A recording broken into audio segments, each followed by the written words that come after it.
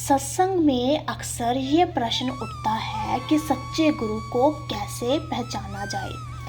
बहुत से लोग बाहरी चमत्कार, बड़े आश्रम या दिखावे को देखकर किसी को गुरु मान लेते हैं, लेकिन हजूर महाराज बाबा सावन सिंह जी ने हमेशा समझाया कि सच्चा गुरु वह होता है जो आत्मज्ञान की वास्तविक राह दिखाए और जिसका जीवन प्रेम, भक्ति और सेवा का सजीव उदाहरण हो।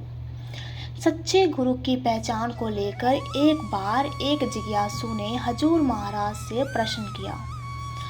उनके उत्तर में जो गहरी सीख दी गई वह आज भी साधकों के लिए एक मार्गदर्शन है।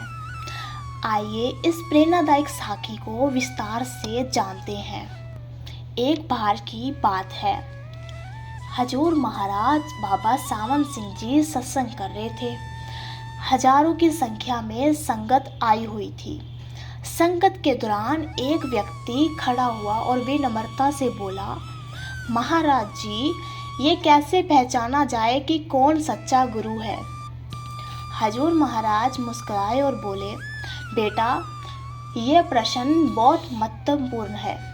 सच्चे गुरु की पहचान शब्दों से नहीं बल्कि उनके आचरण और सत्संग से होती है। फिर उन्होंने ये साखी सुनाई। पुराने समय की बात है। एक साधक सच्चे गुरु की तलाश में था। उसने कई स्थानों की यात्रा की, कई महात्माओं के पास गया, लेकिन उसे संतुष्टि नहीं मिली। एक दिन उसे एक ज्ञानी संत मिले। साधक ने उनसे पूछा, मुझे कैसे पता चलेगा कि कौन सच्चा गुरु है? संत ने उसे एक मिट्टी का घड़ा दिया और कहा, इसे लेकर एक नदी में जाओ और इसे पानी से भरकर लाओ। साधक गया और घड़े को पानी से भरकर वापस ले आया, लेकिन उसने देखा कि घड़ा आधा खाली हो गया था। संत मुस्कुराए और बोले, बेटा, जिस प्रकार ये घड़ा ऊपर से भरा हुआ दिखता था लेकिन अंदर से खाली था, वैसे ही कई गुरु बाहर से प्रभावशाली लगते हैं लेकिन उनके पास सच्चा आध्यात्मिक ज्ञान नहीं होता। सच्चा गुरु वह है जो केवल बाहरी आडंबर ना करे बल्कि अपने आचरण से भक्तों को आध्यात्मिक मार्ग दिखाए और नाम की सच्ची अनुभूति कराए। इसके बाद हजूर महाराज बोले, बेटा, सच्चा गुरु वह होता है जो अपने शिष्यों को आत्मज्ञान की राह पर चलाए, जिसका जीवन निष्कलंक हो और जो प्रेम, भक्ति और सेवा का सजीव उदाहरण बने।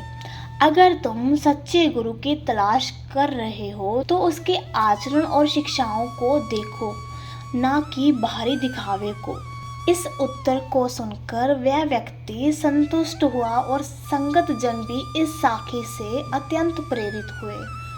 तो इस साखी से हमें क्या सीख मिली? हमें गुरु का चुनाव केवल उनकी प्रसिद्धि या बाहरी दिखावे के आधार पर नहीं करना चाहिए, बल्कि उनके आचरण, शिक्षाओं और आध्यात्मिक मार्गदर्शन को समझना चाहिए। सच्चा गुरु वह होता है जो प्रेम और सत्य के मार्ग पर चलता है और अपने शिष्यों को भी उसी मार्ग पर चलने की प्रेरणा देता है।